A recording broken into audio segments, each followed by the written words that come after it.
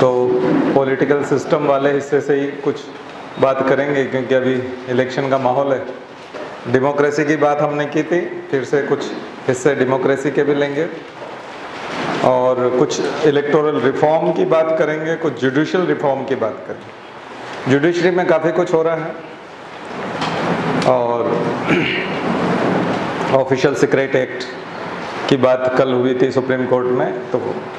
तो करीब 10 परंपरागत मुद्दे जो अभी चल रहे हैं और इस साल परीक्षा में आने की संभावना है, उनके बैकग्राउंड को भी क्लियर करेंगे और उनकी चर्चा करेंगे। तो आज जितना हो सकता है उतना, नहीं तो फिर कल करेंगे। तो दोनों मिला करके ये श्रृंखला है, इसको समझने की कोशिश कीजिएगा। इसमें पॉलिटिकल एंगल देखने की कोशिश ना करें, क्योंकि पॉलिटिकल एंगल नहीं है इन चीज़ों में कोई भी। आप लोग मतदान क्या करना चाहते हैं, किसे करना चाहते हैं, ये अलग इशू है। तो चूंकि इलेक्शन का समय चल रहा है, इसलिए दोनों मैनिफेस्टो जरूर पढ़ लीजिए। डेमोक्रेसी का एक मतलब जो होता है, मैनिफेस्टो भी होता है। भारत में डेमोक्रेसी का मतलब थोड़ा सा गलत निकाल लिया गया, बहुत सरल मान लिया गया। क्या मान लिया गया है? वोट करने के बाद से दिखा देते हैं कि ये देखिए हमने वोट किया है, तो ऐसा लगता है कि वो डेमोक्रेसी आ गई है या उसने अपना अधिकार पूरा उपयोग कर लिया है। जो एडल्ट फ्रेंचाइज है, यूनिवर्सल वाला, यानी कि सार्वभौमिक वयस्क मताधिकार, उसका उपयोग कर लिया, इसका मतलब सब कुछ हो गया। मतदान की प्रक्रिया में आपने भाग ले लिया, वोटर आईडी आपका बन गया, तो इसका मतलब डेमोक्रेसी आ गई, प्रजातंत्र आ गया और आपका राष्ट्रीय कर्तव्य भी पूरा हो गया। तो जब आप बहुत सारे आलेख पढ़ेंगे तो उसमें साफ साफ दिखाया जाता है कि ये शुरुआत है, ये डेमोक्रेसी की शुरुआत है। ये क्या है? साधन है, ये एंड नहीं है, मीन्स है, लक्ष्य नहीं है। तो आप केवल वोटर हैं उस समय में, आप नागरिक नहीं हैं। नागरिक रोज उपयोग करता है, उस चीज का उपयोग रोज करता है। इसलिए जो अब्राहम लिंकन ने कहा था कि by the people, of the people और फॉर द पीपल, वो क्यों नहीं हो पाता? दो चीजें तो हो जाती है। जब आप वोट देते हैं तो बाय द पीपल जो हो जाता है, और ऑफ द पीपल भी कहलाता है कि डेमोक्रेसी जो है, प्रजातंत्र किसके लिए है? जनता के लिए है, सॉरी जनता का है और जनता के द्वारा है। लेकिन फॉर द अडानी अंबानी हो जाता है किसके लिए प्रजातंत्र? आम आदमी के लिए नहीं है, नागरिक के लिए नहीं है। क्यों नहीं है? क्योंकि वो उसे साधन के रूप में ही मानता है, लक्ष्य के रूप में नहीं मानता। So election is equal to democracy हो जाता है। Election is equal to democracy, means is equal to and.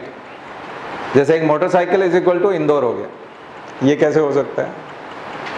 आपको हंसी चलेगी ना। तो मोटरसाइकिल इज इक्वल टू कितना हो गया? इंदौर। ये कैसे हो सकता है? इंदौर तो जाना पड़ेगा, मोटरसाइकिल पर बैठ के जाना पड़ेगा, और अभी जाना बाकी है। यानी अभी तो सब मोटरसाइकिल आई है, इसका मतलब सफर की शुरुआत हुई है। बस आई है तो सफर की शुरुआत हुई है। उसका मतलब इंदौर नहीं हो सकता है ना। इसलिए डेमोक्रेसी जो है वो एक लंबा सफर है जो चुनाव से शुरू होता है। चुनाव उसकी शुरुआत है और चुनाव एक साधन है।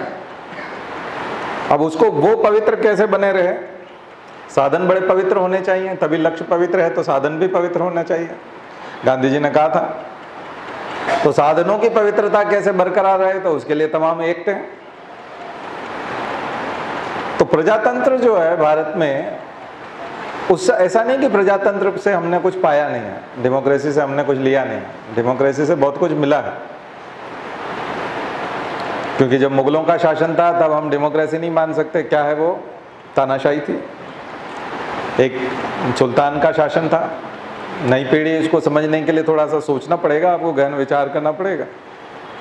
अंग्रेजों का शासन था, तब क्या था, किस प्रकार का शासन था? वो हमारा चुना हुआ शासन नहीं था, हमारे ऊपर थोपे हुए शासक थे, एम्परर थोपे हुए थे।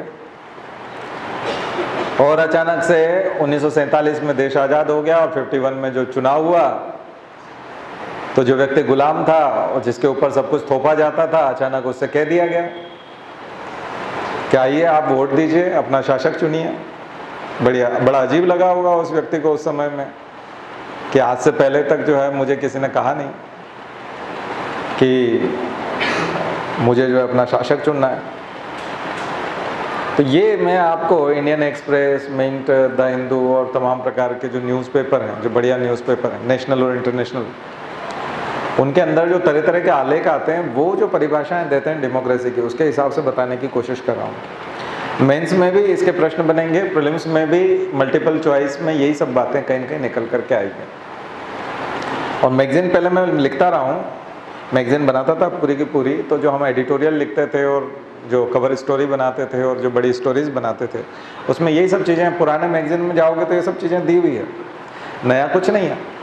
कुछ चीज़ें नहीं आई हैं, जैसे ईवीएम का विवाद है तो ईवीएम से संबंधित चीज़ें आएंगी, तो इसलिए साधनों की पवित्रता में ईवीएम भी आएगा। कल सुप्रीम कोर्ट ने उसके बारे में भी कहा कि 5 जगह वीवीपैट से मिलान कर लेंगे एक कंस्टिट्यूएंसी में, तो उसकी बात भी करेंगे। तो ये सारे मुद्दे जुड़ जाएंगे। और एमपीपीएस से जब बोलोगे तो वो वीवीपैट का फुल फॉर्म पूछ लेगा और वहाँ पर वीवीपैट की उपयोगिता पे बात होगी, तो दोनों में अंतर हो जाता है। तो अगर आप साधारण बने रहना चाहते हैं, विचारवान नहीं बने रहना चाहते, वोटर ही बने रहना, वोटर के स्तर पे बने रहना चाहते हैं, साधनों के स्तर पे बने रहना चाहते हैं, तो एमपीपीएससी की तैयारी करो। और उसमें करना कुछ नहीं होता है ज़्यादा, और सोचने वाले स्तर पे जाओगे तो यूपीएससी आ जाएगा। ये अंतर है। तो उसी आधार पे मैं आपसे बात कर रहा हूँ। तो एक ऑथर ने बहुत बढ़िया लिखा था कि हम इंडिया की डेमोक्रेसी में रियल डेमोक्रेसी क्यों नहीं है। इसलिए नहीं है क्योंकि एक सोशल साइलोज बना रखे हैं हम लोगों ने। सोशल साइलोज क्या होता है, उसने साइलोज का मतलब होता है ऐसे सिलेंड्रिकल और ऐसी बंकर, जिसको कह सकते हैं एक तरह से, जहाँ से लोग सुरक्षित बैठा महसूस करते हैं खुद को, और वहीं से मिसाइल भी छोड़ सकते हैं, बम भी फोड़ सकते हैं, वहीं से गाइड भी कर सकते हैं।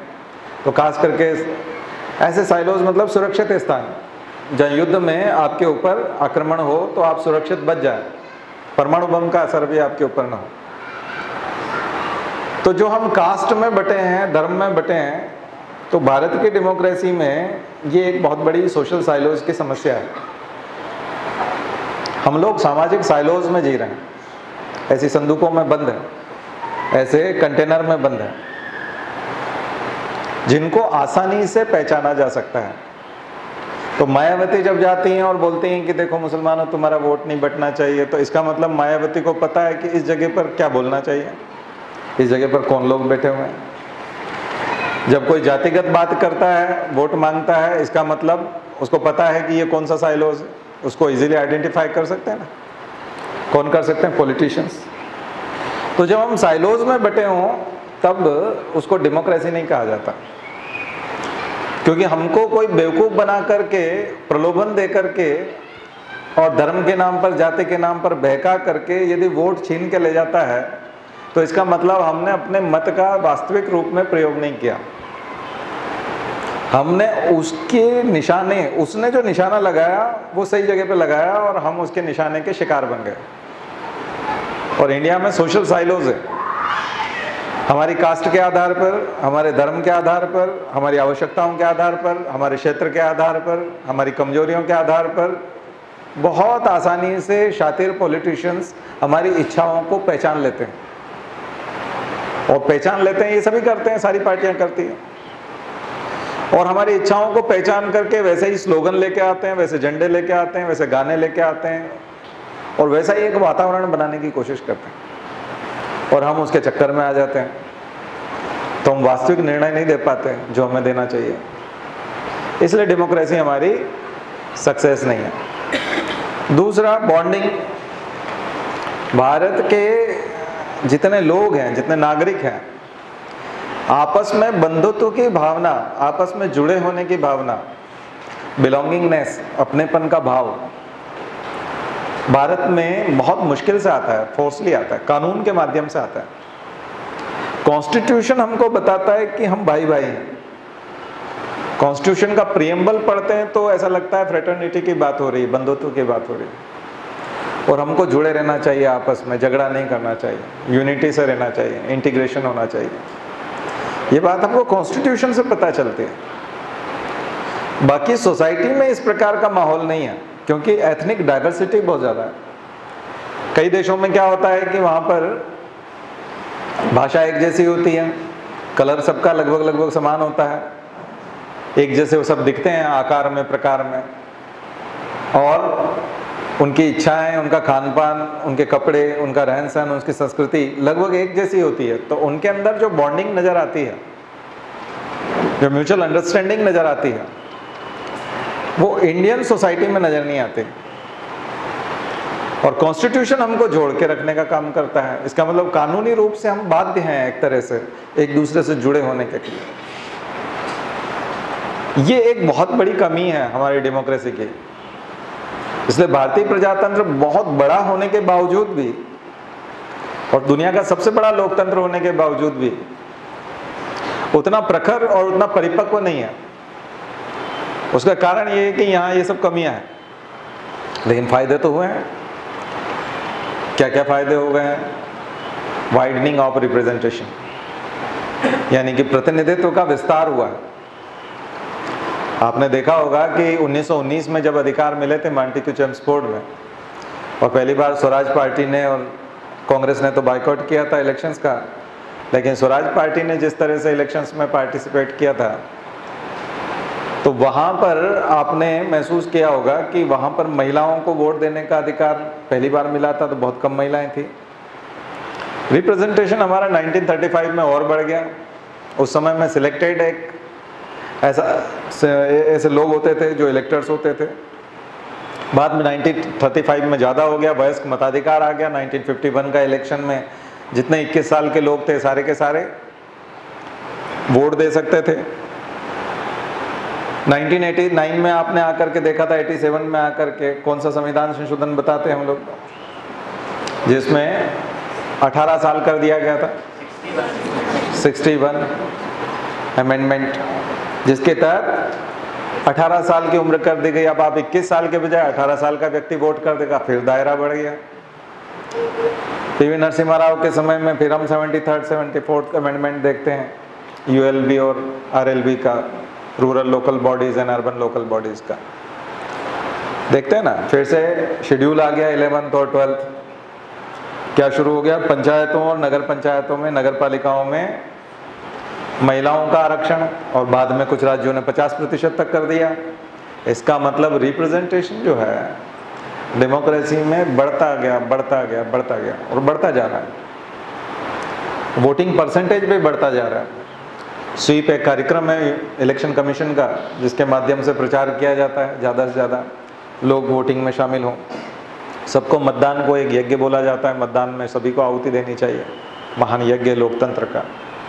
इसको लोकतंत्र का यज्ञ भी कहते हैं, इसको देश का यज्ञ भी कहते हैं, इसको डांस ऑफ डेमोक्रेसी भी कहते हैं, इसको फेस्टिवल ऑफ डेमोक्रेसी भी कहते हैं। तो डेमोक्रेसी के जितने रूपक हो सकते हैं, जितने प्रकार हो सकते हैं, जितने उसको महिमा मंडित किया जा सकता है, इलेक्शन की शुरुआत से ये सब चीज़ें संभव हो पाती हैं।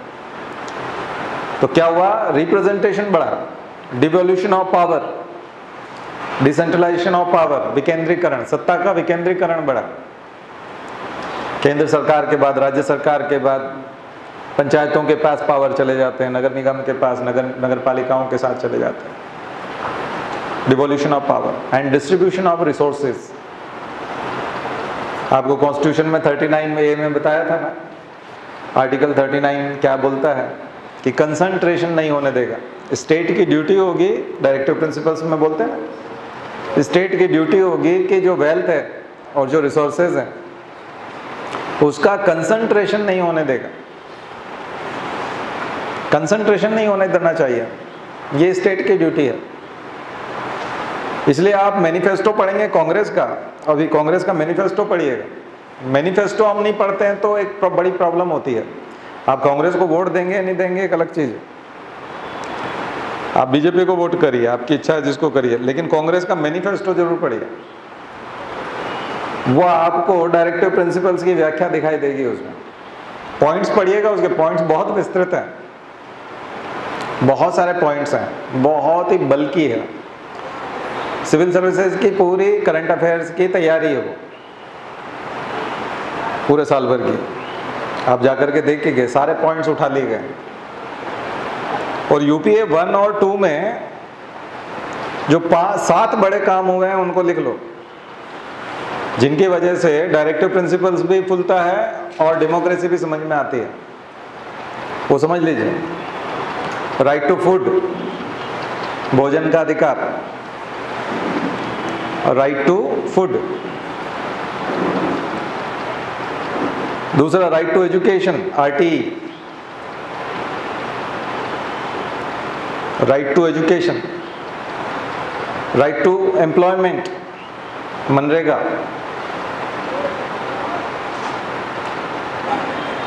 राइट टू इंफॉर्मेशन, सूचना का अधिकार।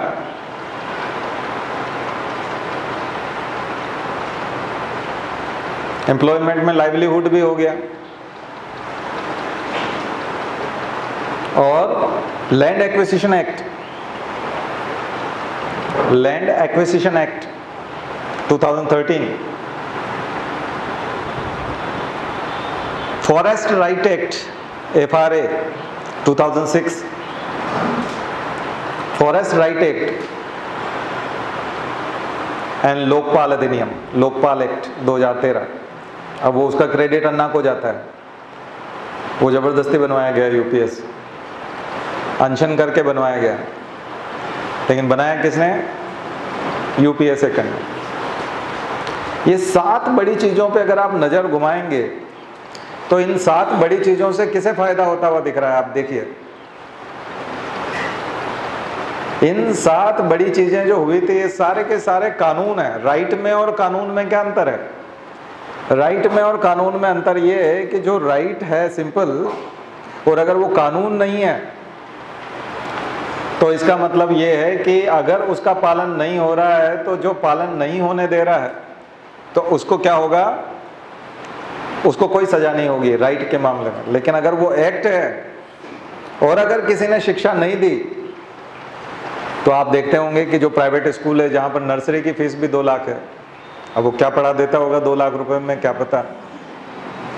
लेकिन जहाँ नर्सरी की फीस भी 2 लाख रुपए है, उसको अगर उसके यहाँ पर 200 सीट है तो 50 सीट किसकी होगी? झुग्गी वालों की होगी, गरीब लोगों की होगी। बीपीएल वालों को एडमिशन देना होंगे, उसको 50 लोगों को राइट टू एजुकेशन में। इसका मतलब ये जो 7 अधिकार हैं, जो पैसा कमाना चाहता है, आर्टिकल 39 के तहत कंसंट्रेशन करना चाहता है, आ रहा समझ में? यानी जो वेल्थ का कंसंट्रेशन करना चाहता है, जो रिसोर्सेज को इकट्ठा करना चाहता है, जो प्रॉफिट में ले जाना चाहता है अपने आप को, ये उनकी पेट पे लात मारते हैं, उनको प्रॉफिट में नहीं जाने देते। राइट टू इंफॉर्मेशन, डेफिनेटली ऐसे पब्लिक सर्विस में काम करने वाले लोग जो जनता के बीच में रह करके काम करते हैं और जनता से पैसा प्राप्त करने का क्षमता रखते हैं और अनाप शनाप संपत्ति बना सकते हैं, उनकी जानकारी ली जा सकती है। इसका मतलब ये जो बड़े काम हुए हैं, ये काम जनता को, जो विशेष अधिकारी या विशेषाधिकार प्राप्त लोग हैं, उनको अमीर बनने से रोकते हैं, उनको अमीर नहीं बनने देते। और अभी के मैनिफेस्टो में क्या क्या आ गया?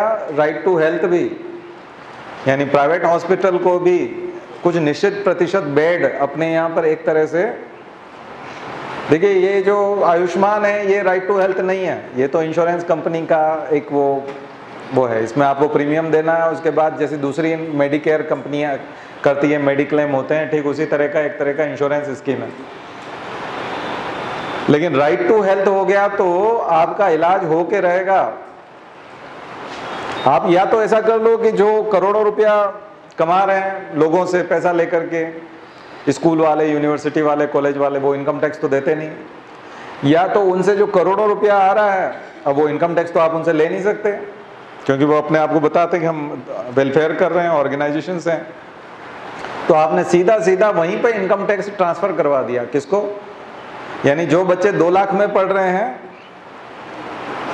उनकी फीस में से 25% बच्चे जो है फ्री में भी पढ़ लेंगे। आपने देखा होगा आपके खुद के स्कूल में कुछ ऐसे बच्चे आए होंगे जो जिस प्राइवेट स्कूल में आप पढ़ते थे वहाँ कुछ बच्चे गरीबों के भी पढ़ते होंगे, देखा ना।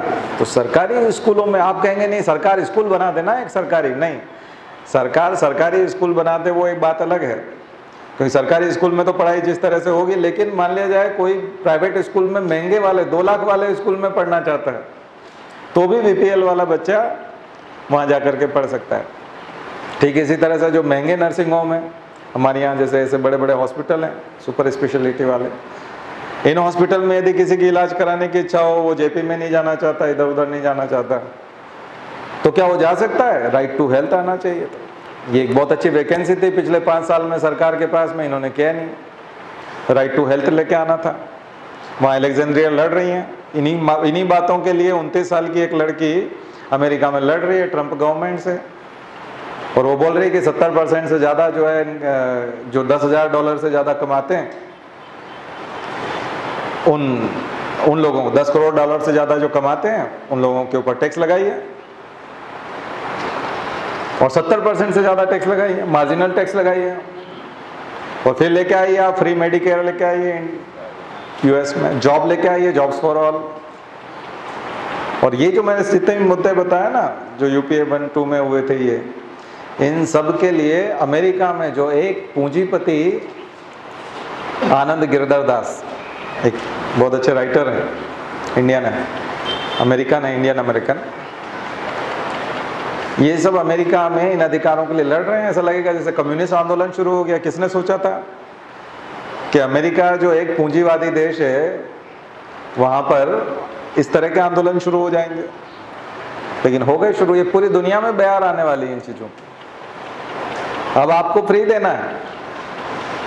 फॉरेस्ट राइट एक्ट क्या कहता था? जो फॉरेस्ट ड्वेलर्स हैं, परंपरागत रूप से जंगलों में रह रहे हैं, उनको पट्टा दे दिया जाएगा जमीन का।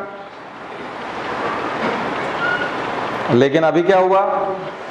2018 में रोघाट में मोदी जी ने 285 किलोमीटर रेलवे लाइन की शुरुआत की, उद्घाटन किया, और 285 किलोमीटर रेलवे लाइन की शुरुआत में सारे जितने भी लोग जिनका पट्टा भी था, जो खेती भी कर रहे थे, और बहुत सारे, उनको अपना बेदखल कर दिया गया, और अनाप शनाप जंगल भी कटा। ठीक है, रेलवे लाइन डलनी चाहिए, अंग्रेजों के समय में भी डली थी, अभी भी डलना चाहिए। लेकिन रोघाट में क्यों? क्योंकि रोघाट में 100 साल का आयरन ओर पड़ा हुआ है, 1 सेंचुरी तक लो अयस्क जो है वो भरा पड़ा रहेगा। जबकि भिलाई स्टील प्लांट के लिए जो दिल्ली राजारा माइंस हैं, वहाँ पर कुछ सालों के लिए रिजर्व माइंस पड़ा है, मतलब ओर है। और वो जो 100 साल के लिए माइंस है, 100 साल के तक माइंस चलती रहेंगी, वो वाला हिस्सा आवंटित कर दिया है अडानी को, जहाँ 100 साल तक, यानी कि अडानी के कई पुश्तों तक, 3-4 पीढ़ी तक की व्यवस्था कर दी गई है। और ये नेचुरल रिसोर्सेज हैं, और उनके लिए आदिवासियों को हटाया जा रहा है। और वो जो माइंस उसको अलॉट की है, एलोकेशन किया है, उसके लिए स्पेशल रेलवे लाइन निकाल रहे हैं। उसमें जो दिक्कत आ रही थी उसके लिए कुछ एनजीओ बनाए हैं अडानी के ग्रुप ने और इनने, और कुछ एनजीओ बना करके सुप्रीम कोर्ट में एक पिटीशन लगा दिया।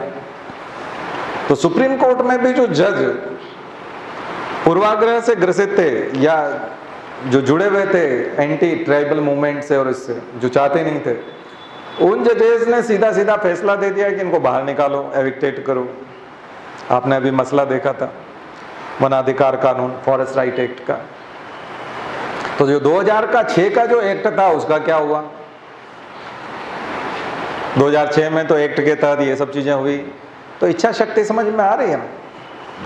यानी कि संपत्ति के संकेंद्रण की व्यवस्था की जा रही है, यानी संपत्ति एक जगह इकट्ठी हो जाए, इसकी व्यवस्था की जा रही है।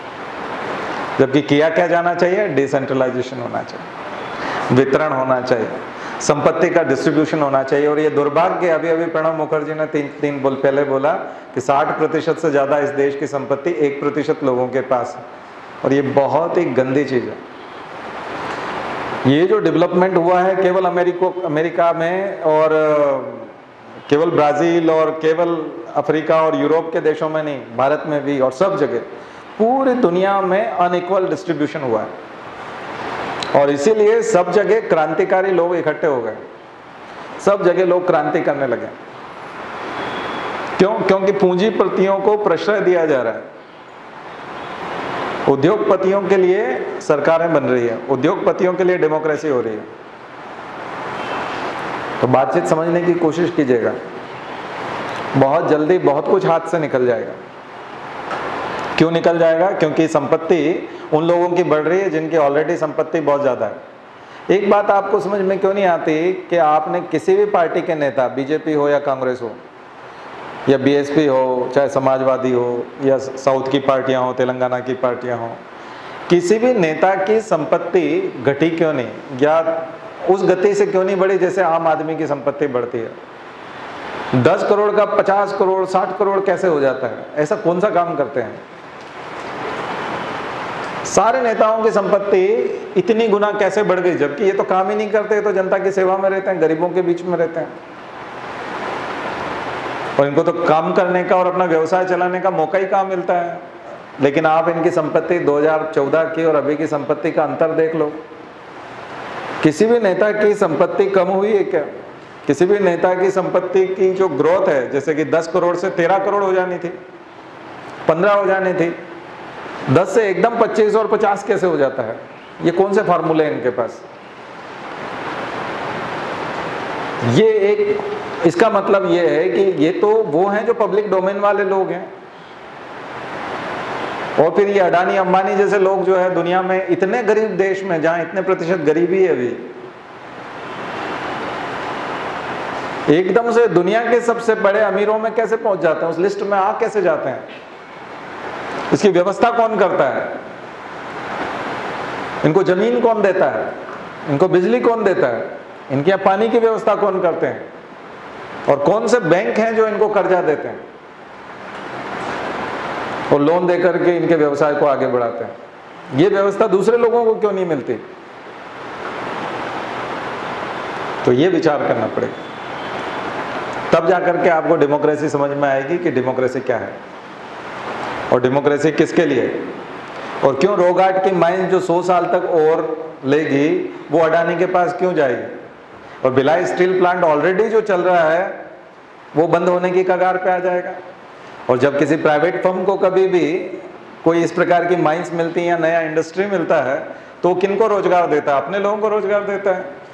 जबकि BHEL है तो BHEL में रिजर्वेशन होगा, सभी वर्गों का प्रतिनिधित्व होगा और पूरे भारत के लोग समान रूप से आकर के यहाँ अपॉइंट हो सकते हैं। तो गवर्नमेंट की जब कंपनी होती है, गवर्नमेंट की जब इंडस्ट्री होती है, तब उसमें कितना जो है रोजगार की कितनी संभावनाएं होती है और कितने लोगों का घर चलता है उससे।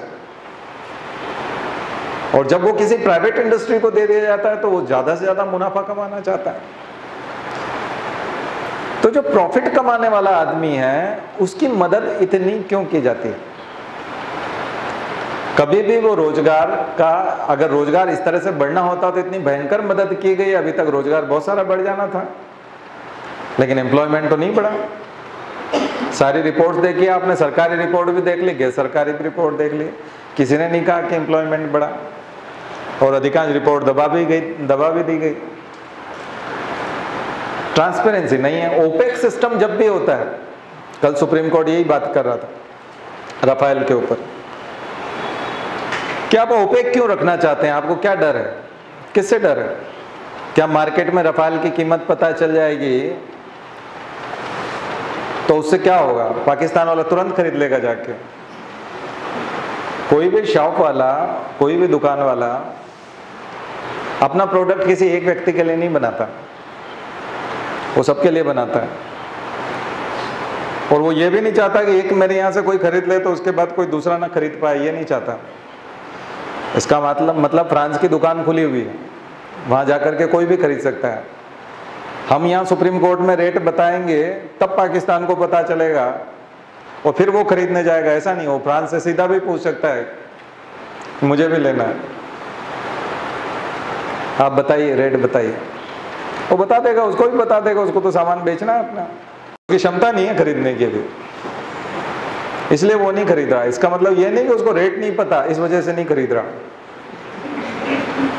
उसके पास रेट तो पता है उसको, लेकिन उसके पास पैसे नहीं है, इसलिए वो नहीं खरीद पा रहा।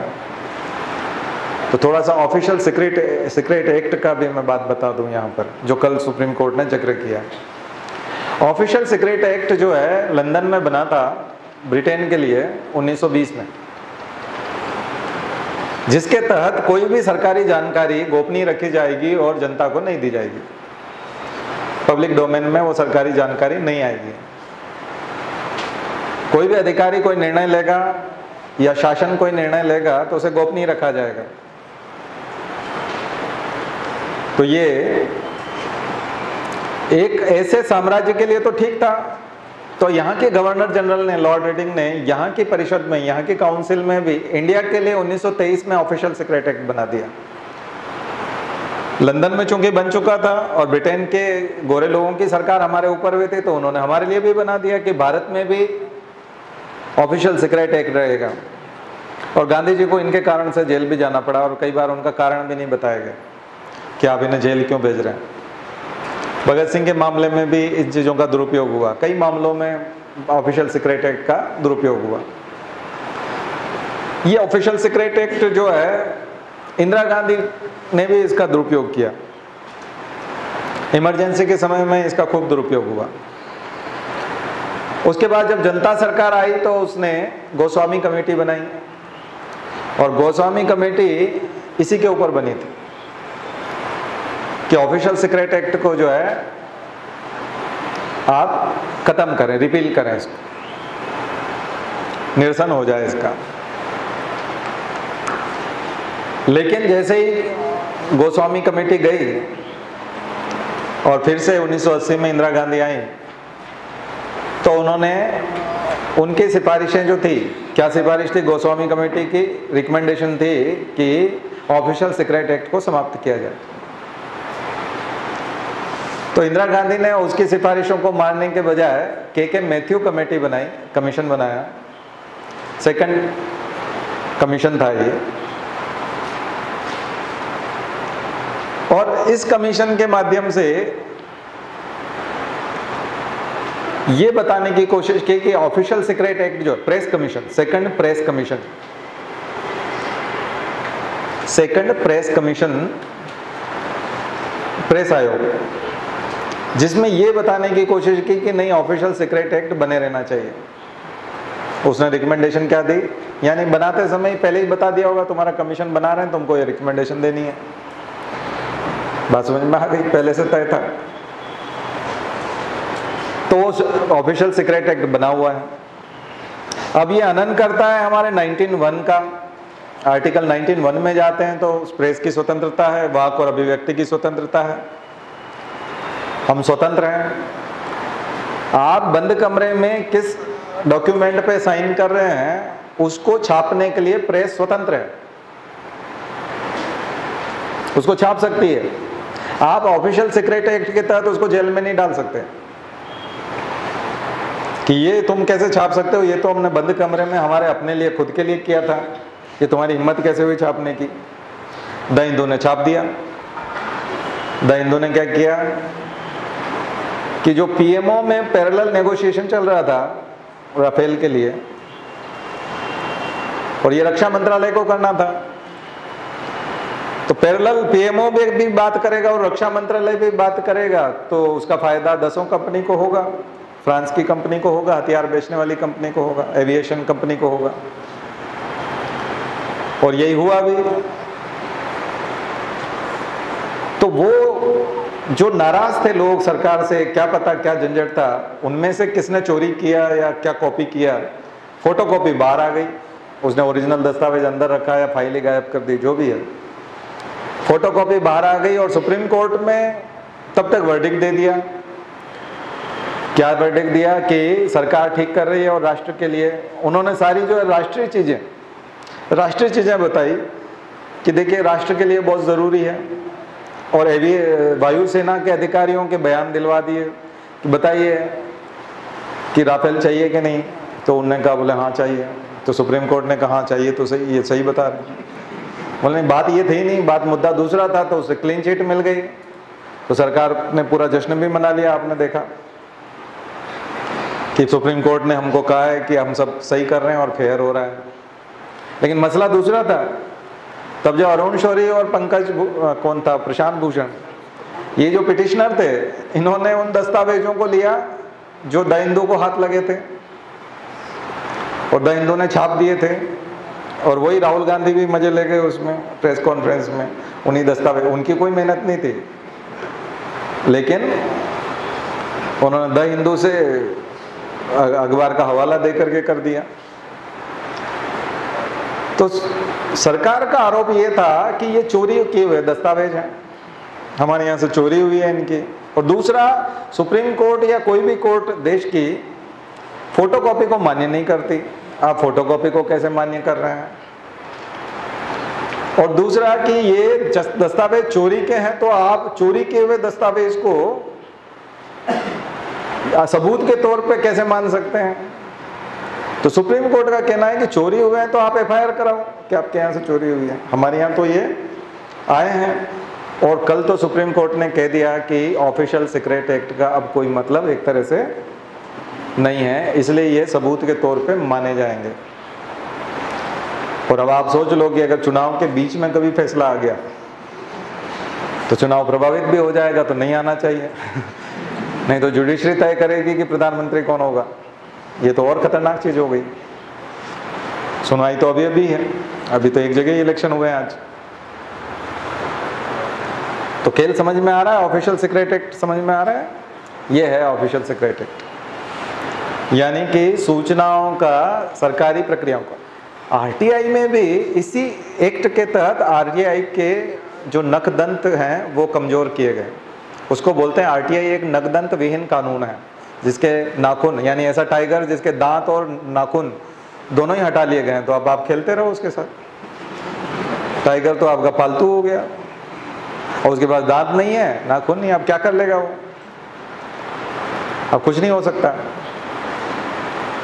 तो आरटीआई कानून में भी यही सहारा लिया जाता है कि यानी कोई भी अधिकारी अपनी सूचना छिपाने के लिए ऑफिशियल सीक्रेट एक्ट का सहारा लेता है और बोलता है कि चूंकि ऑफिशियल सीक्रेट एक्ट है और इसकी धारा के अनुसार मैं आपको ये सूचनाएं नहीं दे सकता। इसकी धारा 5 और 8 सबसे ज्यादा विवादास्पद है, और आरटीआई में भी। और वो लोकपाल कानून के 44 सेक्शन 44 को भी जोड़ता है।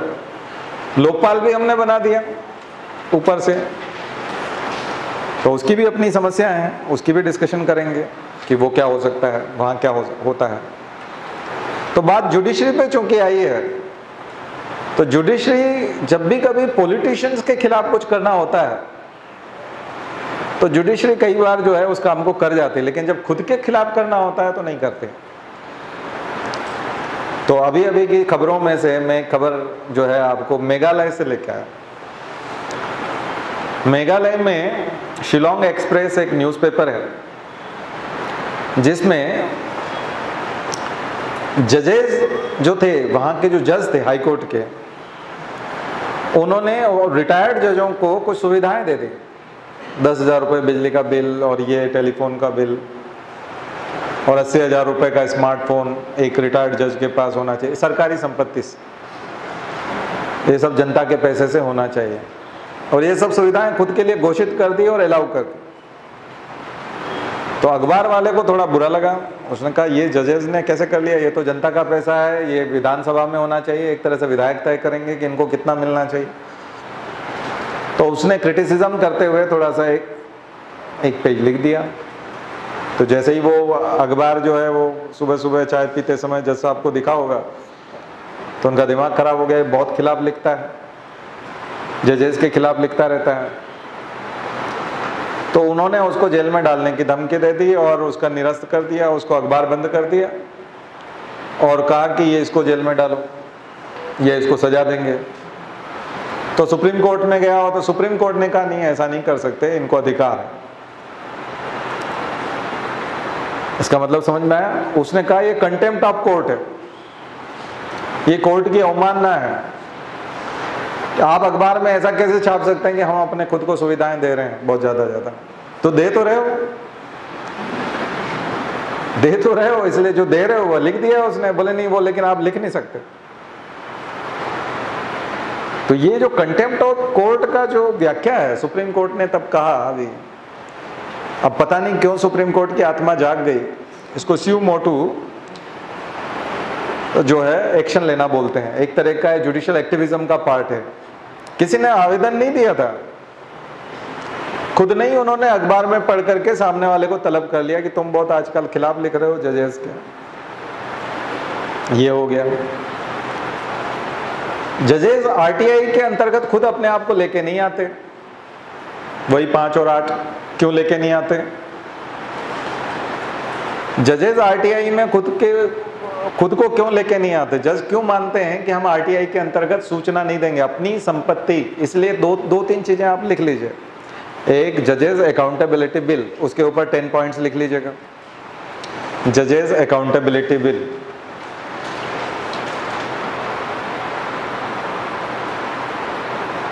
दूसरा collegium system, collegium system.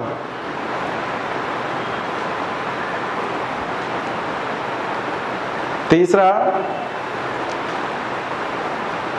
NJAC, national judicial appointment commission, national judicial appointment commission.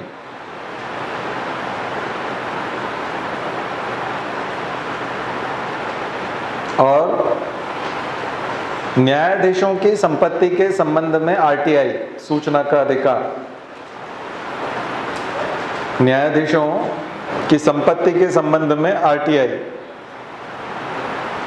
ये सब मुद्दे हैं। और पूरा एक निबंध आ सकता है जुडिशियल रिफॉर्म, न्यायिक सुधार, जुडिशियल रिफॉर्म, न्यायिक सुधार, लॉन्ग क्वेश्चन भी बन सकता है। और इन सब जितनी भी बातें मैं बता रहा हूं आप इन सब चीजों को दे सकते हैं। तो इतना ओपेक सिस्टम क्यों है, ट्रांसपेरेंट क्यों नहीं है? कोलेजियम पे बात करते हैं थोड़ी सी। जजेस जो हैं अपनी जजों की जो भर्ती करते हैं वो सिस्टम ओपेक सिस्टम क्यों है? उसको इस तरह से छुपा के क्यों रखा गया है? कौन जज, कौन वकील, 10 साल का अनुभव जिस वकील को होता है उसको जज बना दिया जाता है। तो कौन सा वकील जज बनना चाहिए और कौन सा वकील जज नहीं बनना चाहिए? ये प्रक्रिया अमेरिका में तो पारदर्शी है, भारत में ये प्रक्रिया पारभासी क्यों है, ओपेक क्यों है? क्यों नहीं इसको सार्वजनिक किया जाता? अभी भी बात उठी है। इसलिए नहीं किया जाता क्योंकि वो सिस्टम में इंटरफेयर नहीं चाहते। यूपीए की जो सरकार थी वो भी चाहती थी, एनजेएसी का विचार उन्हीं का था, वही इस विचार को जन्म देने वाले थे, नेशनल जुडिशियल अपॉइंटमेंट कमीशन। लेकिन वो उस काम को कर नहीं पाए और 2015 में मोदी सरकार ने उस काम को कर दिया, एनजेएसी बना दिया। एनजेएसी जब बन गया तो सुप्रीम कोर्ट ने उसको रद्द कर दिया, बोले आप नहीं कर सकते। अगर आपको जुडिशरी की सुप्रीमेसी बनाए रखनी है, आप चाहते हैं कि जुडिशरी कानून को देखते रहे और भारत के लोगों का विश्वास जुडिशरी में बना रहे, तो हम ये साझा नहीं कर सकते पब्लिक के साथ में, और अब जनता में नहीं बता सकते, और न्यूज़पेपर वाले इसको नहीं छाप सकते। क्यों नहीं छाप सकते? क्योंकि कमियां सब लोगों में होती हैं, और कमियां यदि लोगों में है और लोगों को अगर पता चल जाएगा कि ये कमी है। तो अभी सरकार से पूछा गया कि जो आपने लोकपाल बनाया है, पता है ना आपको लोकपाल की नियुक्ति हो गई। कौन है हमारे लोकपाल? Yes, PC Ghosh, Pinaki Chandra Ghosh. तो ये बताइए, आपने लोकपाल तो बना दिया और 8 मेंबर भी बना दिया, लेकिन क्या यही लोग थे 9 लोग या और भी कुछ लोग थे जिनमें से आपने सेलेक्ट किए हैं? क्योंकि सिलेक्शन कमेटी में विपक्ष का नेता नहीं था, उन्होंने जाने से मना कर दिया, और चीफ जस्टिस का भी नॉमिनी था एक तरह से। तो जब सब कुछ आपने किया है तो ये लोकपाल जो बना है, एक काम करिए, आरटीआई के तहत हमको जानकारी दे दीजिए कि जिन लोगों को आपने रिजेक्ट किया है, इनको तो एलिवेट किया है, इनको तो आप लेके आए हैं, अच्छी बात है, लेकिन जिन लोगों को आपने रिजेक्शन दिया है उनकी लिस्ट बता दीजिए कि ये 30 लोग और थे जिन्होंने आवेदन दिया था लोकपाल बनने के लिए, या हमने इनको इनवाइट किया था, बाद में हमने इंटरव्यू लिए, या जो भी आपकी पद्धति है। पद्धति तो गोपनीय है, वो नहीं बताई जाएगी, वो तो कॉलेजियम जैसा ही है, ठीक है, जैसा जजेस अपने यहाँ करते हैं। पर आप ये बता दीजिए कि पर वो नहीं दे रहे, वो बोले नहीं ये नहीं दिया जाएगा। किस आधार पे नहीं दिया जाएगा? बोले राइट टू प्राइवेसी है उन लोगों का। क्योंकि मान लिया जाए, जैसा जस्टिस काटजू बोलते थे कि मेरे समय में एक जज जो था वो लिव इन में रहता था, एक वकील था लिव इन में रहता था, और वो जज बनना चाहता था, तो हमने उसको रोक दिया कि ऐसा आदमी जज बनने के लायक नहीं है। अब ये चीज़ अगर पब्लिक में बता देंगे कि ये ऐसा है, तो बाद में उसका जीना दुभर हो जाएगा, उसकी ज़िंदगी जो है वो कठिन हो जाएगी। तो इसलिए हम रिजेक्शन वाले का नहीं बता सकते। तो कॉलेजियम वालों से पूछा जा रहा है, अच्छा ठीक है आप रिजेक्शन वालों का नहीं बता रहे, ये जिन लोगों को बनाया है इनकी क्या खासियत है कि इसी वजह से इनको बनाया गया है। यानी ये पिनाकी चंद्र घोष जहाँ से भी ढूंढ के आप लाए लोकपाल के लिए, इसकी खासियत बता दो कि ये वाकई में बहुत बड़ा एक्टिविस्ट रहा है, या फ्यूचर वास्ट में इसने बहुत सारे एंटी करप्शन के काम किए हैं, क्या किया है ऐसा जो ये अन्ना हजारे के सपनों का एक लोकपाल है। सपनों का राजकुमार होता है ना, तो ये सपनों का लोकपाल है, क्योंकि प्रधानमंत्री भी उसके अंडर में आते हैं ना। तो फिर वो जांच के आदेश दे देगा तो पंगा तो हो ही रहा, आपने देखा यहाँ पे हुआ है। 6 महीने तो हुए नहीं, अभी संपत्ति कितनी इकट्ठी हो गई। और सीआरपीएफ को वहीं से लेके आया, क्योंकि पुलिस को लाना होता है। वैसे इनकम टैक्स की जब भी कार्रवाई होती है तो लोकल पुलिस को लिया जाता है, क्योंकि फेडरलिज्म का सिस्टम है। हम संघवाद में काम कर रहे हैं, आपने देखा भी होगा, लेकिन उनको विश्वास था कि पुलिस तो जाके बता देगी, तब तक तो ठिकाने लगा देंगे। पुलिस तो एमपी की है ना हमारी, वो जानते हैं अच्छी तरह से कि वो तो वफादार है और मुख्यमंत्री के हिसाब से ही काम करेगी, तो तुरंत बता देगी। तो सीआरपीएफ वहीं से लेके चले, वो सीआरपीएफ के जवान साथ में ही लेके आए। तो फेडरलिज्म के तहत तो ये सब चीजें होती है। तो अब एजेंसी के टकराव अभी होने लगे। आपने ममता बनर्जी के वहां ले जाके देखा, सीबीआई गई थी, उन्हीं को गिरफ्तार कर लिया था वहां की पुलिस वालों ने, है ना। यहाँ थोड़ा सा क्या है कि वो सीआरपीएफ जानबूझ करके ज्यादा लेके आए, ज्यादा जवान, 4-5 होते तो अभी जेल में होते, है ना, क्योंकि यहाँ की पुलिस गिरफ्तार कर लेती और उनके ऊपर धाराएं लगा देती, दिक्कत हो जाती। इनकम टैक्स वालों को भी कर लेते गिरफ्तार, कोई भरोसा नहीं, क्योंकि वो भी होते तो आप जैसे ही आईआरएस बनते हैं, आप में से ही बनते हैं। तो आपका कॉन्फिडेंस कैसे कब होता है बताओ? गनमैन होता है, साथ में 8-10 पुलिस वाले होते हैं, तो आपका सीना तना रहता है ना। अकेले में कमरे में कोई ऐसे दरवाजा बंद करके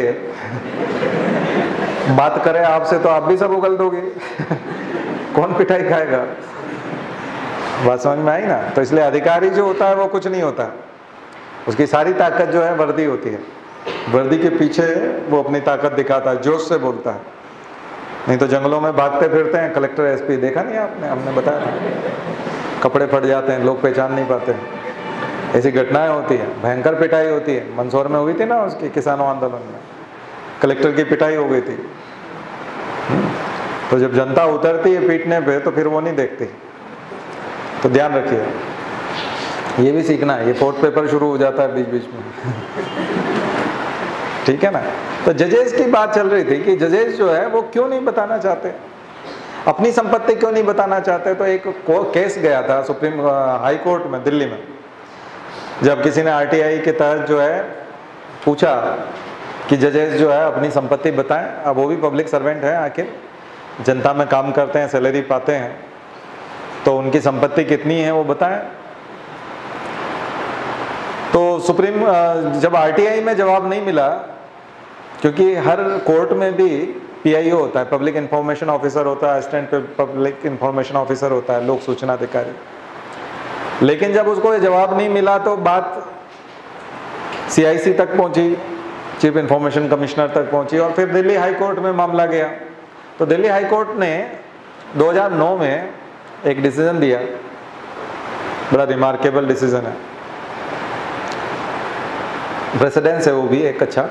तो वो डिसीजन ये था कि चूंकि सीजेआई जो है, चीफ जस्टिस ऑफ इंडिया, वो भी एक पब्लिक अथॉरिटी है और जनता का काम करते हैं और एक शासकीय कार्यालय है, उनका ऑफिस भी एक शासकीय कार्यालय है, गवर्नमेंट ऑफिस है एक तरह से, और जनता के पैसे से चलता है, इसलिए उसको आरटीआई के अंदर आना चाहिए और उसको सूचना प्रोवाइड करना चाहिए। यानी जो आरटीआई एक्टिविस्ट हैं, जिसने भी सूचना मांगी है, उसको दी जानी चाहिए। तो ये जब बात उठी तो ये तो पंगा हो गया, क्योंकि दिल्ली हाई कोर्ट वाला क्या बोल रहा है कि हमारी बात छोड़िए, चीफ जस्टिस ऑफ इंडिया को भी देना पड़ेगी। मतलब फैसला देते देते बहुत अति उत्साही हो गया था, है ना। मतलब जैसे कोई घर पे कोई पीटने आया तो बोले आप एक घर में बहुत बड़ा सा एक आदमी आपके घर में जो बहुत बड़ा पहलवान है, आप हमको तो हाथ नहीं लगा सकते, तो साथ साथ हमारे उनको भी हाथ नहीं लगा सकते, है ना। या इस तरह का इशारा कर देते ना मजाक में, आपने कॉमेडी वाले में देखा होगा, तो एक कॉमेडी हो गई। तो सीजेआई ने तुरंत 5 सदस्यीय एक बेंच बनाई और खुद ने अपील की, वहाँ की अपील खुद ने अपने कोर्ट में की। कुछ समझ में आया? ड्रामा। हाई कोर्ट की अपील कहाँ की? सुप्रीम कोर्ट में। किसने की? सुप्रीम कोर्ट ने खुद के यहाँ बुलवा लिया केस अपील करके, और फिर सुनवाई की उसकी। बड़ा अजीब चीज है। दीपक मिश्रा के ऊपर क्या आ रहा था? 3 जज बाहर आकर के प्रेस कॉन्फ्रेंस, ये सब 2018 में ही हो रहा है, इसलिए बता रहा हूं मैं ये सब चीजें। 2018 का करंट है ये। दीपक मिश्रा का जो चीफ जस्टिस थे, उनके खिलाफ जो केस चल रहा था, वो केस खुद सुनने लगे थे। तो उन 3 जजों को बाहर आकर के प्रेस कॉन्फ्रेंस करनी पड़ेगी, बोले ये क्या हो रहा है देखो। यानी कि एक तरफ तो अखबार वाला कुछ बताता है तो बोलते हैं अवमानना हो रही है, और एक बार वो खुद ही आके बताते हैं अब किसकी अवमानना होगी। बड़ा ड्रामा हो रहा है जुडिशरी में। दीपक मिश्रा के समय में यही हुआ। दरअसल क्या होता है कि जो कार्यालय अधीक्षक होता है, जैसे कलेक्ट्रेट में ऑफिस सुपरिटेंडेंट, वो डिस्ट्रीब्यूट करता है लेटर्स को और मामलों को, कि ये मामला वो सुनेगा, ये मामला वो देखेगा, ये लेटर को वो डिप्टी कलेक्टर को दे दो, ये एडीएम को दे दो, ये उसको दे दो। ठीक ऐसे ही जो रजिस्ट्रार होता है सुप्रीम कोर्ट का, वो डिसाइड करता है कि जितने भी केसेस हैं अभी पेंडिंग, ये केसेस कौन कौन से जज सुनेंगे, ये 30-31 जज जो हैं, ये कौन सा केस किसके पास जाएगा, ये डिसाइड करने का काम उसका है। या तो लॉटरी कर लेना चाहिए, जो भी होता होगा, रैंडम आप दे दो किसी को भी, लेकिन ऐसा नहीं दिया गया। दीपक मिश्रा जो चीफ जस्टिस थे, उन्होंने कहा नहीं, ये लेके आओ सारे केसेस हमारे पास, मैं डिस्ट्रीब्यूट करूंगा कौन सा केस कौन सुनेगा। बोले नहीं, ऐसा तो कभी होता नहीं। वो 3 जज नाराज हो गए, और जो अपने खिलाफ केस है, आपके खिलाफ जो चल रहा है, वो आप कैसे सुन सकते हैं? ये तो बहुत ही खतरनाक चीज है। तो उसने बहुत जबरदस्त क्रिटिक लिखा है कि जजेस आर जजिंग देमसेल्व्स, खुद ही खुद को जज कर रहे हैं, ये करने लगे। ये तो बहुत ही खतरनाक चीज है। तो उन्होंने बदल दिया उसको और कहा कि लार्जर पब्लिक इंटरेस्ट, एक वर्ड डाल दिया। जब तक लार्जर पब्लिक इंटरेस्ट नहीं होगा, तब तक किसी भी जज को अपनी संपत्ति डिक्लेयर करने की कोई जरूरत नहीं है। यानी कि जो एक्टिविस्ट है, जो आरटीआई लेके आ रहा है, उसको ये सिद्ध करना पड़ेगा कि लार्जर पब्लिक इंटरेस्ट में, यानी व्यापक जनहित, नहीं तो ये राइट टू प्राइवेसी है। ये हमारा प्राइवेसी का अधिकार, ये हमारा निजता का अधिकार है कि हम हमारी संपत्ति की जानकारी सार्वजनिक नहीं करेंगे। तो फिर पॉलिटिशियंस के लिए क्यों नहीं है? फिर तो आप सभी के लिए कर दो, फिर तो आरटीआई का कोई मतलब ही नहीं है। आपसे आपकी कोई बीमारी के बारे में पूछ रहा है कि आपको कौन सी बीमारी हो गई, पूरा डिटेल बताओ, तो प्राइवेसी वाली बात हुई। या आपकी शादी हुई कि नहीं ये पूछ रहा है तो भी आप प्राइवेट बात कर सकते हो। लेकिन मान लिया जाए यदि आपसे कोई ये पूछ रहा है कि आपकी संपत्ति कितनी है, अपनी संपत्ति डिक्लेयर करो, तो ये प्राइवेट कैसे हुआ? क्योंकि आप जनता के पैसे से पल रहे हैं। जनता दरअसल आप कॉन्स्टिट्यूशन से ऊपर नहीं है, आप कानून से ऊपर नहीं है, सुप्रीम कोर्ट है, तो क्या हुआ? तो कुछ समझ में आ रहा है? जजेस अकाउंटेबिलिटी बिल क्या था, आपको बताया था कि यदि कोई लोअर कोर्ट, हाई कोर्ट गलत डिसीजन लेता है, गलत डिसीजन देता है, पूरी तरह से गलत होता है, बिल्कुल गलत, यानी एक बच्चे को भी बताओ कि बताओ ये किसका है, और वो बताता है इसका, और आपने उसको ना दे करके दूसरे को दे दिया, जो नेचुरल जस्टिस के भी खिलाफ है। ठीक है, जैसे कोई स्कूल है, गवर्नमेंट स्कूल है, और गवर्नमेंट स्कूल के आधे हिस्से पे मैं कब्जा कर लूँ या आप में से कोई कर ले और वहाँ जाकर के मकान बना दे, और हाई कोर्ट या लोअर कोर्ट कहे कि हाँ ये इसी का है, क्योंकि उसने 20 लाख रुपए ले लिए, 50 लाख ले लिए, 2 करोड़ ले लिए, और वो स्कूल किसका बता दिया? प्राइवेट व्यक्ति का। तो ये तो पूरी तरह से गलत है। प्राइवेट व्यक्ति का कैसे हो सकता है? मैंने आपको एक केस भी बताया था होशंगाबाद का, कि वो एक जो तेली था वो गुर्जर बना दिया था उसको, तेली और गुर्जर वाला। तो वो जो मकान, जो खेत का मालिक था वो तेली था, और जो 2 भाई तो तेली थे और तीसरा भाई गुर्जर था, और जो भाई वाकई में तेली था, राठौड़ लिखता था, वो होशंगाबाद में कहीं नौकरी करता था और वो इंटीरियर में कहीं जमीन थी। तो वो सरपंच जो था गुर्जर, उस सरपंच ने क्या किया कि वो तीसरा भाई बन के 20 एकड़ जमीन ले ली, और उस पर 20 साल से खेती कर रहा है। जब उसकी नौकरी वोकरी पूरी हुई और उसको लगा कि उसके भाइयों से वो जमीन मांगे, तो बोले नहीं वो तो उसके पास है। बोले उसके पास कैसे? बोले वही भाई है रिकॉर्ड पे। तहसीलदार ने कर भी दिया और तहसीलदार मर गया, और वो ऑर्डर करके चला गया, पैसे उसने ले लिए होंगे उस समय में। और कलेक्टर जो है 10 साल से सुनवाई कर रहा है और अगली तारीख देता जाता है। तो हमने कलेक्टर को फोन करके यही किया, कहा उस दिन, वो बोले कि सर ये कैसे लंबा है। मैंने कहा लंबा नहीं, इससे बात करना पड़ेगी एक बार। उससे ये कहा कि मान लिया जाए इस केस को 5 साल तक आगे बढ़ा जाए और 5वां कलेक्टर आ जाए, तो उससे क्या गुर्जर तेली हो जाएगा? ये बताओ। इस केस में थोड़ा ठंडे दिमाग से ठंडा पानी पी के सोचो कि ये जो गुर्जर है इसको तेली होने के लिए कितने तारीखें लगेंगी। तो उसको माथा ठनका कि केस क्या है। दरअसल वाकई में आईएएस भी कुछ पढ़ते नहीं है, दिन भर उनसे बाबू सिग्नेचर कराते रहते हैं, वो करते रहते हैं, वो उसी दिन उसका सॉल्यूशन हो गया।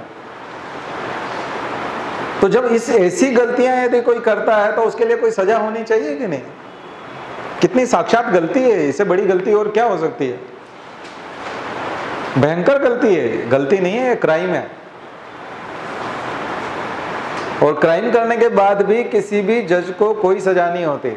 अगर वो आधा स्कूल किसी प्राइवेट आदमी के नाम कर दे और हाई कोर्ट उस केस को बदल दे या सुप्रीम कोर्ट उस केस के फैसले को पलट दे कि नहीं नहीं ये तो स्कूल की जमीन है, तुमने कैसे कर दिया, तुम नशे में थे क्या, तो डांट पड़ जाती है छोटी मोटी, बाकी उसको कोई सजा नहीं होती। यानी उसने जो 50 लाख रुपए लेके जो काम करना था कर दिया, उसके बाद ना तो उसकी सैलरी कम होती है ना उसका ट्रांसफ़र होता है। इसका मतलब जजेस की अकाउंटेबिलिटी होनी चाहिए, जिम्मेदारी फिक्स होनी चाहिए। यही बिल पड़ा हुआ है संसद में, अब सरकारें उसको पास क्यों नहीं कर पा रही पता नहीं, उनको पास करना चाहिए। जजेस की अकाउंटेबिलिटी होनी चाहिए, उनकी संपत्ति डिक्लेयर होनी चाहिए, और जैसा मेघालय में हुआ, अगर वो कोई अपने प्राइवेट फायदे के लिए किसी प्रकार के डिसीजन लेते हैं तो जो संपादक हैं न्यूज़पेपर वाले वो छाप सकते हैं, और अगर संपादक और ये सब छाप देते हैं तो ये उनका अधिकार है, 19 के तहत संवैधानिक अधिकार है, और ऑफिशियल सीक्रेट एक्ट भी नहीं लगेगा। ये सब चीज़ें जुड़ी हुई हैं, और यही सब डेमोक्रेसी के उसमें भी आता है, क्योंकि इसको हम बोलेंगे जुडिशियल डेमोक्रेसी, न्यायिक प्रजातंत्र। तब तो जनता के पास न्यायिक प्रजातंत्र होगा। हाँ, एक बात ये जरूर है कि मान लिया जाए कोई अखबार वाला बदमाश है और वो किसी जज के बारे में अनाप शनाप लिख रहा है, तो वो इरिटेट होता है, जज परेशान होता है, रोज सुबह अखबार जब उठाता है वो चाय पीते पीते तो देखता है कि उसके खिलाफ आज फिर है, उसने तो कुछ किया नहीं है, या वो कोई जजमेंट देने जा रहा है, कोर्ट की जो उसकी जो प्रोसीजर है उसमें कहीं ना कहीं दखल दिया जा रहा है, अखबार के माध्यम से उस पर प्रेशर डाला जा रहा है, तो इसे कंटेम्प्ट ऑफ कोर्ट माना जाना चाहिए। लेकिन एक और चीज है कि जैसा दुनिया के कई देशों में होता है, भारत में कुछ सेवाएं ऐसी है जिनको लोक लुभावन होने की आवश्यकता नहीं है। पब्लिक में आपको सेलिब्रिटी बनने की कोशिश नहीं करनी चाहिए। जैसा कि जुडिशरी की सेवाएं ऐसी है जिसमें आपको न तो सोशल मीडिया में जाने की ज़रूरत है, न फैन फॉलोअर्स तैयार करने की ज़रूरत है। आप क्यों अपने फैन फॉलोइंग के चक्कर में पड़े हैं? आप तो अपनी ड्यूटी कीजिए, अखबार वाला जिसको जो लिखना है लिखता रहेगा। एयरफोर्स, नेवी और आर्मी के लोगों को भी टीवी पे नहीं आना चाहिए, ना ही उन्हें चुनाव लड़ना चाहिए। आपने देखा हमारे यहाँ कई सारे रिटायर्ड कर्नल, वर्नल, ब्रिगेडियर, जनरल सब कुछ तो भी चिल्लाते रहते हैं, चीखते रहते हैं। कोई कांग्रेस की तरफ हो जाता है, कोई बीजेपी की तरफ होता है और कुछ भी करते रहते हैं। इन लोगों की नौकरी जिस तरह की है, जिंदगी भर जिस तरह से इन्होंने काम किया है, इनका आखिरी हिस्सा गुमनामी वाला होना चाहिए। ये इनकी सर्विस कोड में भी आता है, क्योंकि जिस तरह के काम आप करते हैं उन बहादुरी को आप पब्लिक में भुना नहीं सकते, क्योंकि वो ड्यूटी है आपकी और उस तरह से आपने उस काम को किया है। क्योंकि यदि आप इस चक्कर में आएंगे तो पूरी लाइफ नौकरी को उस तरह की कोशिश करेंगे जैसे, क्योंकि आप पब्लिक में अपने फैंस को देखना चाहेंगे, तो वहां आप अपनी ड्यूटी ना निभा करके आप पब्लिक में फैन तैयार करने में लग जाएंगे और उसका नुकसान होगा। क्वालिटी चली जाएगी, सर्विस की क्वालिटी चली जाएगी। इसलिए सिविल सर्विसेज वालों को भी कहा जाता है कि अब बहुत सारे लोग जो हैं प्रोटोकॉल में होते हैं प्रधानमंत्री के, चूंकि वो आईएएस हैं, मेरे भी 2-3 स्टूडेंट थे, तो वो फेसबुक पे फोटो डालते थे, प्रधानमंत्री खाना खा रहे हैं और पीछे ऐसे वो खड़ा है ड्यूटी में, उसमें फोटो किसी से खिंचवा लिया, अब उसको फेसबुक पे वो कर दिया, बहुत सारे लाइक्स आ गए, अरे वाह कमाल, आप तो प्रधानमंत्री के पीछे खड़े हो, आप नहीं खा रहे।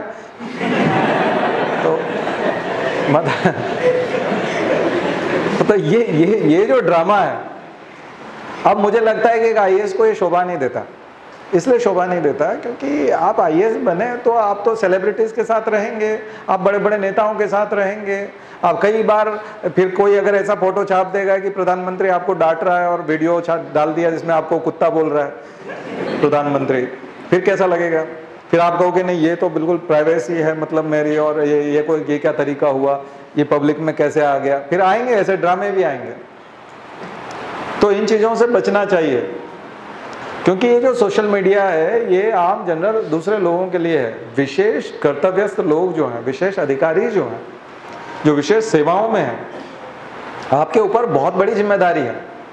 और अगर आप ऐसे लोक लुभावन चीज़ों में पड़ेंगे तो फिर आप कंटेम्प्ट करते फिरेंगे कि ये कंटेम्प्ट हो गया। आपकी इज्जत खराब होती क्यों है? इतनी आसानी से कैसे हो जाती है? आपने तो इतनी बड़ी परीक्षा पास की है ना, तो आपकी इतनी हल्की इज्जत क्यों है जो खराब हो जाती है? हर किसी की तो नहीं होती।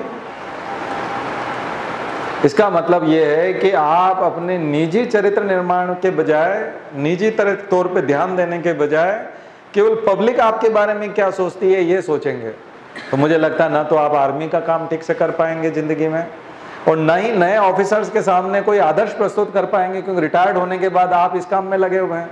ये आपको शोभा नहीं देता। ये सब क्या काम करने में लगे हुए हैं? ये काम ढेरों ऐसे आईएएस हैं जो रिटायर हो गए लेकिन कभी भी उन्होंने फेसबुक नहीं बनाया। अभी भी ढेरों आईएएस ऐसे जो अपना फेसबुक नहीं चलाते, और कुछ लोग थोड़ा सा कहीं घूमने जाते हैं और किसी को कहीं मान ले जाए, किसी को किसी विदेश में भेजा जाता है ना अध्ययन करने के लिए। बहुत सारे आईएएस को विदेश भेजा जाता है अपने अपने विभाग का अध्ययन करने के लिए, तो वहाँ पर वो अनोखी अनोखी चीज़ें देखते हैं तो वहाँ से सेल्फी लेके डालते रहते हैं। ये सब खराब चीज़, क्योंकि आप समाज में एक मार्गदर्शक हैं, समाज आपको देख रहा है, तो कैसी चीज़ें आपको वहाँ पर डालना, ये 4th पेपर के हिसाब से भी है। और जुडिशरी के हिसाब से तो मुझे लगता है बहुत ज़्यादा है। जुडिशरी को तो पब्लिक कॉन्टेक्ट में नहीं रखा जाता। तो ये कुछ एक्ट हैं और ये जो सुविधाएं हैं उनको प्रिविलेजेस भी बहुत ज़्यादा हैं, विशेषाधिकार भी बहुत ज़्यादा हैं। तो इस आधार पर यदि आप देखें तो डेमोक्रेसी को समझने की कोशिश करें तो जितने नए नए अमेंडमेंट आ रहे हैं, जितनी सुविधाएं आ रही, एनजेएससी पे जरूर लिखेगा क्योंकि एनजेएससी रिजेक्ट कर दिया गया। कॉलेजियम पे जरूर लिखेगा क्योंकि कॉलेजियम सिस्टम के माध्यम से जजेस का अपॉइंटमेंट होता है।